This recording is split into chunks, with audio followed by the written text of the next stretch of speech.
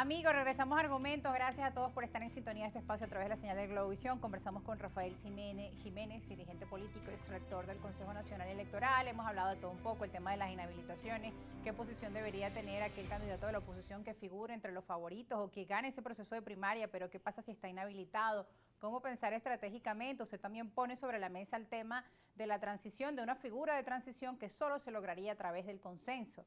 Pero si es tan difícil para la oposición ponerse de acuerdo en un proceso electoral de primaria, otros partidos están también escogiendo sus candidatos de forma interna, otros están en otras alianzas de oposición, en fin, hay como tres grupos que están buscando diferentes tres alianzas de oposición. Ahora, fíjate, los independientes, ¿cómo van a llegar a ese consenso? Rosa, es evidente que el gobierno está jugando todas sus cartas y la está jugando bien. Por ejemplo, el gobierno, ¿y qué cartas tiene la oposición? El gobierno está fomentando la proliferación de candidaturas en la oposición, supuestamente porque sabe que esa es una de sus aliadas, fracturar el voto. Pero eso al gobierno, yo me atrevo a apostar que le va a salir el tiro por la culata.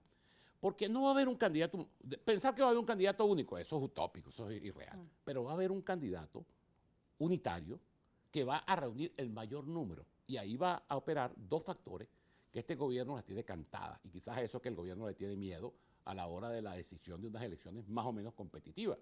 El voto castigo y la economía del voto, que siempre van junticos.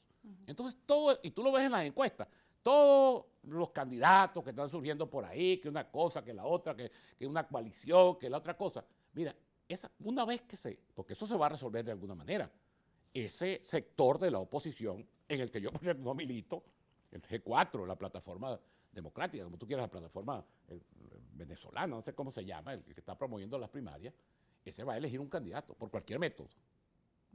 Y si ese candidato, porque lo primero que tiene que hacer ese candidato es llamar. Nosotros, por ejemplo, en Unión Progreso nos hemos reunido ya, nos reunimos con Andrés Caleca, gran amigo mío de los tiempos que compartimos en el Consejo Nacional Electoral en el 98.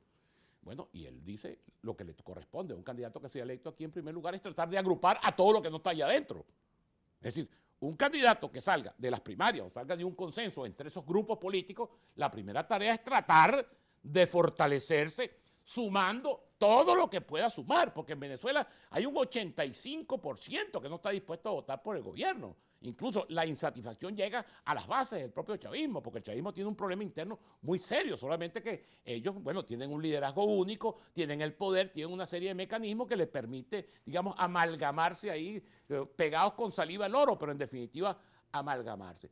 Pero aquí va a haber, a la hora que se produzca una decisión, aquí va a haber un candidato unitario que va a ser el que va a capitalizar el descontento y que va a ser el que va a ahorrar, porque la gente no es tonta, la gente va a saber quién es el que va a tener opción de derrotar al gobierno y va a votar por ese. Evidentemente que eso va a ser así, porque además siempre ha sido así. Hay lo que llaman la economía del voto y hay el voto castigo. Así era en los tiempos del bipartidismo, en la Cuarta República, y así ha sido a lo largo de todo este proceso político de estos 23 años. Importante entonces ahí también el tema del fortalecimiento de la participación ciudadana y que esta participación ciudadana sea pues con criterio. Y el voto a todo trance. Bueno, y hablando de participación ciudadana, vamos con nuestra audiencia que tiene muchas preguntas para usted. Vamos a tratar de responder de forma directa para dar mayor cantidad de preguntas. Iniciamos de inmediato. El señor Ramón Ramos, el líder desde el Estado Apure, nos escribe lo siguiente. En Venezuela se ha perdido el respeto a la Constitución, a las contrataciones colectivas, al ordenamiento jurídico en general. La Contraloría habilita o inhabilita a quien quiera. Participe en las elecciones presidenciales, cualquiera que lo vaya a hacer. ¿Qué opina usted de esto? Bueno, en Venezuela la Constitución se viola todos los días. Decía, creo que Juan Vicente Gómez decía que la Constitución era un librito que se cambiaba todos los años y se violaba todos los días. Bueno, eso le cabe perfectamente a este gobierno. Ahora, es una realidad que nosotros tenemos.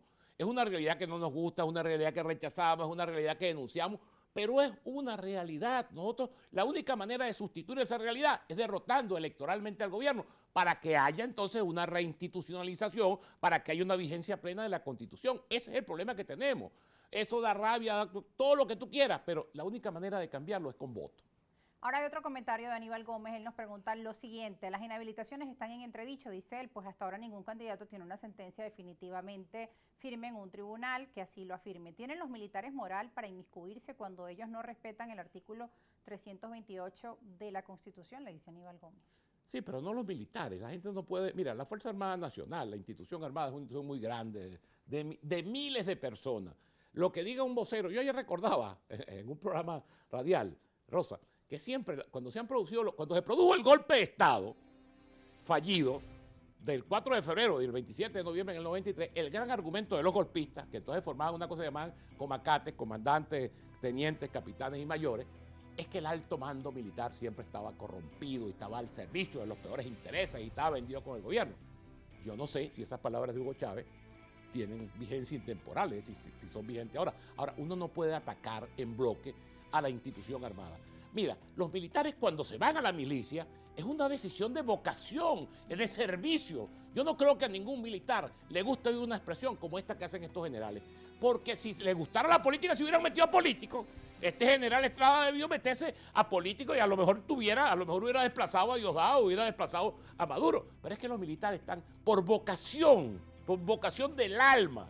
Cuando tú escoges la carrera militar es para otra cosa, con otros fines, con otros propósitos, con otros principios. Se nos acabó el tiempo, lamentablemente, señor Lamentablemente. Rafael Simón, porque ya llegamos hasta el final. Habían aquí algunos comentarios. Saludamos a Pablo González, que nos escribió también, le mandaba saludos, y que es esencial lograr un consenso en función de un plan nacional de desarrollo en el que todos los sectores del país tengan un protagonismo fundamental. Bueno, con este mensaje a toda nuestra audiencia, Galípoli Matos, Alejandro Galúa, a todos ustedes, gracias por acompañarnos. Le invitamos, señor Rafael Simón, si es posible, responder también a través de las redes sociales a nuestra audiencia. Bueno, se lo agradecemos. Y a ustedes, recuerden que pueden ver esta edición a las 11 de la noche por la señal de Globovisión. Chao.